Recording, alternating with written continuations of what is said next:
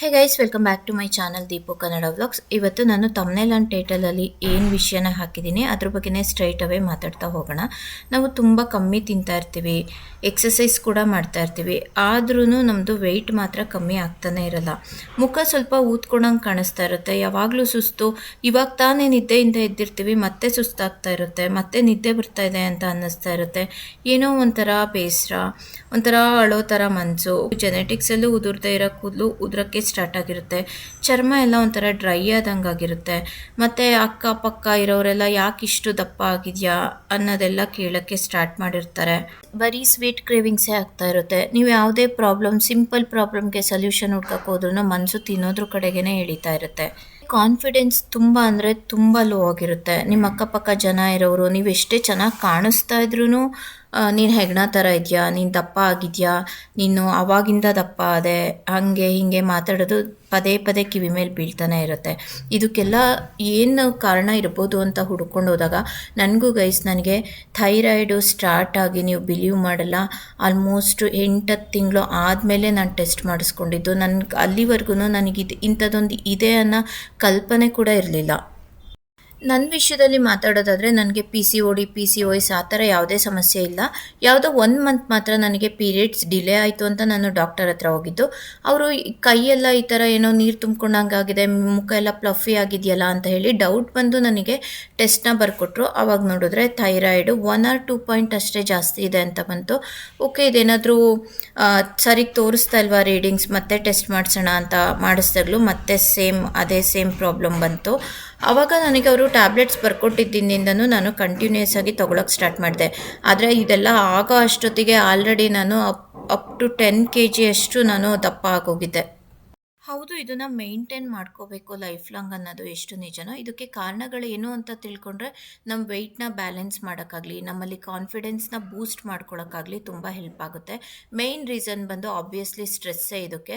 ನನಗೆ ಯಾವಾಗ ತುಂಬ ಸ್ಟ್ರೆಸ್ ಅನುಭವಿಸಿದ್ದು ನಾನು ಅಂತ ಅಂದರೆ ಮುದ್ದುಗೆ ನ್ಯೂಮೋನಿಯಾ ಆಗಿಬಿಟ್ಟಿತ್ತು. ಹಾಸ್ಪಿಟ್ಲಲ್ಲಿ ಹೆಚ್ಚು ಕಮ್ಮಿ 10 days ಇದ್ವಿ. ಹಗಲು ರಾತ್ರಿ ನಾನು 10 daysಲ್ಲಿ 2 hours ಡೈಲಿ ನಿದ್ದೆ ಮಾಡಿದ್ರೆ ಹೆಚ್ಚಾಗಿತ್ತು. ಕಂಟಿನ್ಯೂಸ್ ಆಗಿ ಎದ್ದಿರೋದ್ರಿಂದ ಆ ಸ್ಟ್ರೆಸ್ನ ನನ್ನ ಕೈಲಿ ಬೇರ್ ಮಾಡೋಕ್ಕಾಗಲೇ ಇಲ್ಲ. ಆ ಟೈಮಲ್ಲಿ ಸ್ಟಾರ್ಟ್ ಆಗಿರ್ಬೋದು ಅಂತ ನನಗನ್ಸುತ್ತೆ. ಗೈಸ್, ನೀವು ಅಬ್ಸರ್ವ್ ಮಾಡಿದ್ದೀರಾ, ನಾವು ತಿಂದ್ಬಿಟ್ಟು ಸುಮ್ಮನೆ ಮಲ್ಕೊಂಡ್ರೂ ನಮ್ಮ ಊಟ ಡೈಜೆಸ್ಟ್ ಆಗುತ್ತೆ, ಹಾರ್ಟ್ ಬೀಟ್ ಇರುತ್ತೆ, ಬ್ರೈನ್ ಫಂಕ್ಷನ್ ಮಾಡ್ತಾ ಇರುತ್ತೆ. ಆದರೆ ಈ ಪುಟಾಣಿ ಗ್ಲ್ಯಾಂಡೇ ಮೆಟಬಾಲಿಸಮು, ನಮ್ಮ body energy, heart beat, weight, period cycle, sleep ಮತ್ತು ನಮ್ಮ ಮೂಡ್ನ ಹೆಂಗಿರುತ್ತೆ ಆ ಪರ್ಟಿಕ್ಯುಲರ್ ಟೈಮಿಗೆ ಅದು ಎಲ್ಲನೂ ಕಂಟ್ರೋಲ್ ಮಾಡ್ತಾ ಇರುತ್ತೆ. ಇದಕ್ಕೆ ಅಫೆಕ್ಟ್ ಆದಾಗ ಹೆಂಗೆ ಅನಿಸುತ್ತೆ, ಎಲ್ಲ ಉಲ್ಟಾ ಪಲ್ಟಾ ಆಗೋಗುತ್ತಲ್ವ. ಇನ್ನೊಂದು ಸ್ಟ್ರೆಸ್ ಅಲ್ಲದೆ ಮೇಯ್ನ್ ರೀಸನ್ ಇದಕ್ಕೆ ಏನಂತ ಅಂದರೆ, ಇದು ಆಟೋ ಇಮ್ಯೂನ್ ಡಿಸೀಸ್ ಆಗಿರೋದ್ರಿಂದ ನಮ್ಮ ಇಮ್ಯೂನ್ ಸಿಸ್ಟಮೇ ಕನ್ಫ್ಯೂಸ್ ಮಾಡ್ಕೊಂಬಿಟ್ಟು ಇದೇ ಗ್ಲ್ಯಾಂಡ್ ಮೇಲೆ ಅಟ್ಯಾಕ್ ಮಾಡಿಬಿಡುತ್ತೆ ಸಮ್ಟೈಮ್ಸ್. ಇಂಟರ್ನೆಟ್ಟಲ್ಲಿ ನೋಡಿ ಒಂದಷ್ಟು ಪುಡಿಗಳನ್ನ ಮಾಡಿಟ್ಕೊಂಡು ಅದರಿಂದ ಇದು ವಾಸಿಯಾಗುತ್ತೆ ಅನ್ನೋದೆಲ್ಲ ಸುಳ್ಳು. ಡಾಕ್ಟರ್ ಏನು ಪ್ರಿಸ್ಕ್ರೈಬ್ ಮಾಡಿರ್ತಾರೋ ಅದನ್ನೇ ನೀವು ತೊಗೋಬೇಕು. ಅದ್ರ ಡೋಸೇಜ್ ಅವ್ರು ಹೆಚ್ಚು ಕಮ್ಮಿ ಕೊಡ್ತಾನೆ ಇರ್ತಾರೆ. ನೀವು 1 or 2 months ಹೋಗಿ ಟೆಸ್ಟ್ ಮಾಡಿಸ್ಕೊಂಡು ಅದನ್ನು ಲೈಫ್ ಲಾಂಗ್ ತೊಗೋತಾನೆ ಇರಬೇಕು. ಆಲ್ಮೋಸ್ಟ್ 98% ಜನಗಳಲ್ಲಿ ಇದೇ ನಿಜ ಆಗಿರುತ್ತೆ. ನಂಗೆ ಡಾಕ್ಟರ್ ಏನು ಹೇಳಿದ್ರು ಅದನ್ನೇ ನಾನು ನಿಮಗೆ ಹೇಳ್ತಾ ಇದ್ದೀನಿ ಅಷ್ಟೇ. ಇದಕ್ಕೆ ಹೋಮ್ ರೆಮಿಡೀಸ್ ಏನು ಮಾಡ್ತೀವೋ ಅದು ನಮ್ಮ ಸಮಾಧಾನಕ್ಕೆ ಮತ್ತು ನಮ್ಮ ಲೈಫ್ ಸ್ಟೈಲ್ನ ಚೇಂಜ್ ಮಾಡ್ಕೊಳ್ಳೋಕ್ಕೆ ಹೆಲ್ಪ್ ಮಾಡುತ್ತೆ.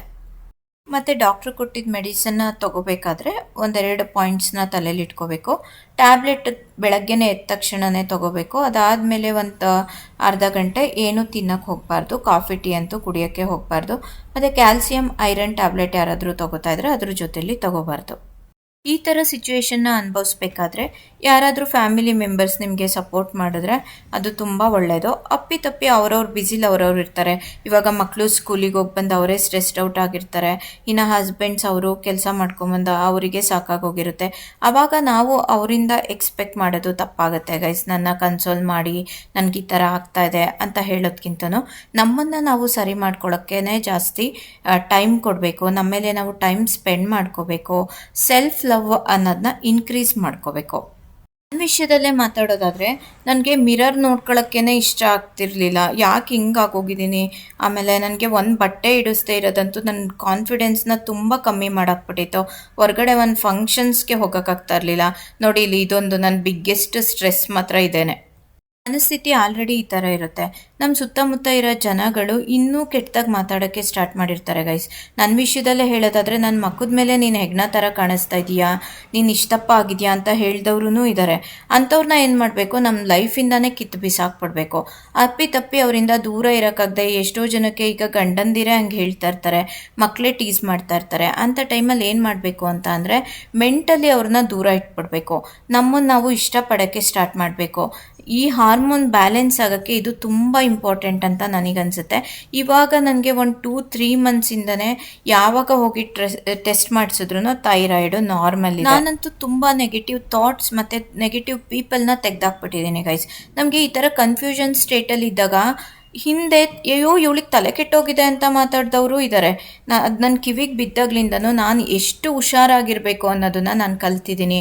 ಮತ್ತು ನೋಡಿ, ಮಿಲಿ ಅಂತೂ ತುಂಬ ಸ್ಟ್ರೆಸ್ ಬಸ್ಟರ್. ಅವಳು ತುಂಬ ಪ್ರೀತಿ ತೋರಿಸ್ತಾಳೆ. ಅಂದರೆ ಅವಳಿಂದನೇ ನಂದು ಮುಕ್ಕಾಲು ಭಾಗ ಥೈರಾಯ್ಡ್ ನಾರ್ಮಲ್ ಆಗಿದೆ ಅಂತಲೇ ಹೇಳ್ಬೋದು. ಸ್ಟ್ರೆಸ್ಸಿಂದ ತುಂಬ ಕಾಯಿಲೆಗಳು ಬರ್ತವೆ. ನೋಡಿ, ನಾನು ಹೋಗೋವರೆಗೂ ಮಲ್ಗೋದು ಇಲ್ಲ. ಇದು ಆ್ಯಕ್ಚುಲಿ 1 ಗಂಟೆ ಆಗಿದೆ ಮಧ್ಯಾಹ್ನ. ಒಂದು ವಿಡಿಯೋ ಎಡಿಟ್ ಮಾಡ್ತಾ ಕೂತಿದ್ದೆ. ನನಗೋಸ್ಕರ ಕಾಯ್ಕೊಂಡು ಅಲ್ಲೇ ಬಾಗ್ಲಲ್ಲೇ ನಿಂತಿದ್ದಾಳೆ. ಫಿಸಿಕಲಿನೂ ನಾವು ತುಂಬ ಅಭ್ಯಾಸಗಳನ್ನ ಬದಲಾಯಿಸ್ಕೋಬೇಕು. ನಾವು ಫಸ್ಟಿಂದನೂ ಜಿಮ್ಮಿಗೆ ಹೋಗ್ತಾ ಇದ್ದೆ ಮತ್ತು ಮಧ್ಯದಲ್ಲಿ ಬಿಡ್ತಾ ಇದ್ದೆ. ಆ ಥರ ಮಾಡಬಾರ್ದು. ಕಂಟಿನ್ಯೂಸ್ ಆಗಿ ಎಕ್ಸಸೈಸ್ ಅನ್ನೋದಂತೂ ಮ್ಯಾಂಡೇಟ್ರಿ. ಇದು ನಮ್ಮ ಬಾಡಿ ಅಷ್ಟೇ ಅಲ್ಲ, ಮೈಂಡ್ನೂ ಸಹ ತುಂಬ ಆ್ಯಕ್ಟಿವ್ ಆಗಿಡುತ್ತೆ. ಇದು ತುಂಬ ಇಂಪಾರ್ಟೆಂಟ್ ಆಗುತ್ತೆ ಮೆಡಿಕೇಷನ್ ಜೊತೆಗೆ. ಆಮೇಲೆ ಒಂದಷ್ಟು ಒಳ್ಳೆಯ ಅಭ್ಯಾಸಗಳನ್ನ ರೂಢಿ ಮಾಡ್ಕೋಬೇಕು. ಅದು ನಮ್ಮ ಮನಸ್ಸಿಗೆ ಖುಷಿ ಕೊಡೋ ಅಂಥ ಅಭ್ಯಾಸಗಳಾಗಿರಬೇಕು. ನನಗೆ ಗಾರ್ಡನಿಂಗ್ ಅಂದರೆ ತುಂಬಾ ಇಷ್ಟ. ಅದನ್ನು ಪ್ಲ್ಯಾಂಟ್ಸ್ನ ಕೇರ್ ಮಾಡ್ತಾ ಅದರಲ್ಲಿ ಒಂದಷ್ಟು ಸ್ಟ್ರೆಸ್ ಬಸ್ಟ್ ಆಗುತ್ತೆ. ಸ್ಟ್ರೆಸ್ ಲೆವೆಲ್ನ ಕಂಟ್ರೋಲಲ್ಲಿ ಇಟ್ಕೊಳ್ಳೋದು ತುಂಬಾ ಇಂಪಾರ್ಟೆಂಟ್. ಈ ಕಾರಲ್ಲೆಲ್ಲಾದರೂ ಹೋಗಬೇಕಾದ್ರೆ ಫೋನ್ ನೋಡ್ಕೊಂಡು ಕೂತ್ಕೊಳ್ಳೋದ್ರ ಬದಲು ಆಚೆ ಈಚೆ ವಾತಾವರಣನ ಅಬ್ಸರ್ವ್ ಮಾಡಿದ್ರೆ ಅಲ್ಲಿ ನಮಗೆ ಒಂದಷ್ಟು ವಿಷಯಗಳು ಮನಸ್ಸಿಗೆ ಖುಷಿ ಕೊಡುತ್ತೆ. ಇದರಲ್ಲಿ ಫುಡ್ಡು ತುಂಬ ಮ್ಯಾಟರ್ ಆಗುತ್ತೆ ಗೈಸ್. ನಾವು ಕ್ಯಾಬೇಜ್ ಮತ್ತು ಆಲೂಗೆಡ್ಡೆ, ಗೆಣಸು ಈ ಥರದನ್ನೆಲ್ಲ ಕಂಪ್ಲೀಟಾಗಿ ಬಿಡೋದೇ ಒಳ್ಳೆಯದು. ಇದಕ್ಕೆ ಹೆಚ್ಚು ಪ್ರೋಟೀನ್ ಅಂಶ ಇರೋ ಅಂಥ ಫುಡ್ಗಳು, ಫೈಬರ್ ಇರೋ ಅಂಥ ಫುಡ್ಗಳು ತೊಗೊಂಡ್ರೆ ಹೆಲ್ಪ್ ಆಗುತ್ತೆ. ವೆಯ್ಟ್ ಲಾಸ್ ಆಗೋಕ್ಕೂ ಸ್ಟಾರ್ಟ್ ಆಗುತ್ತೆ. ಮೆಟಬಾಲಿಸಮ್ ತುಂಬ ಸ್ಲೋ ಇರೋದ್ರಿಂದ ನಮಗೆ ಎಕ್ಸ್ಟ್ರಾ ಎನರ್ಜಿ, ಎಕ್ಸ್ಟ್ರಾ ಎಫರ್ಟ್ನ ಕೇಳ್ತಾ ಇರುತ್ತೆ. ಎಮೋಷ್ನಲಿ ಮಾತಾಡೋದಾದರೂ ಅಷ್ಟೇ, ನಮ್ಮ ಮೈಂಡು ನಮಗೆ ಎಕ್ಸ್ಟ್ರಾ ಸಪೋರ್ಟ್ನ ಬಯಸ್ತಾ ಇರುತ್ತೆ. ಅಂದರೆ ನಮ್ಮ ಜೊತೆ ನಾವು ಟೈಮ್ ಸ್ಪೆಂಡ್ ಮಾಡ್ಕೊಳ್ಳೋದು ತುಂಬ ಇಂಪಾರ್ಟೆಂಟ್ ಅಂತ ಅನಿಸುತ್ತೆ. ಎನಿ ಫಿಸಿಕಲ್ ಆ್ಯಕ್ಟಿವಿಟಿ, ವಾಕಿಂಗ್, ಯೋಗ, ಸ್ಟ್ರೆಚಿಂಗ್, ಜಿಮ್ ಏನು ಬೇಕಾದರೂ ಮಾಡಿ, ಅದು ನಿಮಗೆ ಈ ಥೈರಾಯ್ಡ್ ಅನ್ನೋ ವಿಷಯದಲ್ಲಿ ತುಂಬಾ ಹೆಲ್ಪ್ ಮಾಡುತ್ತೆ. ಮತ್ತು ನಿಮ್ಮದು ಒಂಥರ ನೆನಪಿನ ಶಕ್ತಿ ಕಮ್ಮಿ ಆದಂಗೆ ಅನ್ನಿಸ್ತಾ ಇರುತ್ತೆ ಗೈಸ್ ಸಮ್ಟೈಮ್ಸು. ಅದೆಲ್ಲನೂ ಇಂಪ್ರೂವ್ ಆಗುತ್ತೆ. ಇದೇನು ದೊಡ್ಡ ಕಾಯಿಲೆ ಅಲ್ಲ, ಕ್ಯೂರಬಲ್ಲೇ. Extra care, extra effort, extra self love ಬೇಕಾಗಿರುತ್ತೆ ಅಷ್ಟೇ. ನೀವು ಯಾರಾದರೂ ಇದೇ ಥರ ಸಿಚುವೇಶನ್ನ ಅನುಭವಿಸಿದ್ದೀರಾ? ನಿಮ್ಮ ಅನಿಸಿಕೆ, ಅಭಿಪ್ರಾಯಗಳನ್ನು ನನ್ನ ಜೊತೆ ಹಂಚ್ಕೊಳ್ಳಿ. ನಿಮಗೆ ಯಾವ ಥರ ಸಿಂಪ್ಟಮ್ಸ್ ಇತ್ತು ಅಂತನೋ. ಇಲ್ಲಿಗೆ ಈ ವ್ಲಾಗ್ನ ಎಂಡ್ ಮಾಡ್ತಾ ಇದ್ದೀನಿ ಗೈಸ್. ಮತ್ತೆ ನೆಕ್ಸ್ಟ್ ವೀಡಿಯೋದಲ್ಲಿ ಸಿಗೋಣ. ಅಲ್ಲಿವರೆಗೂ ಬಾಯ್.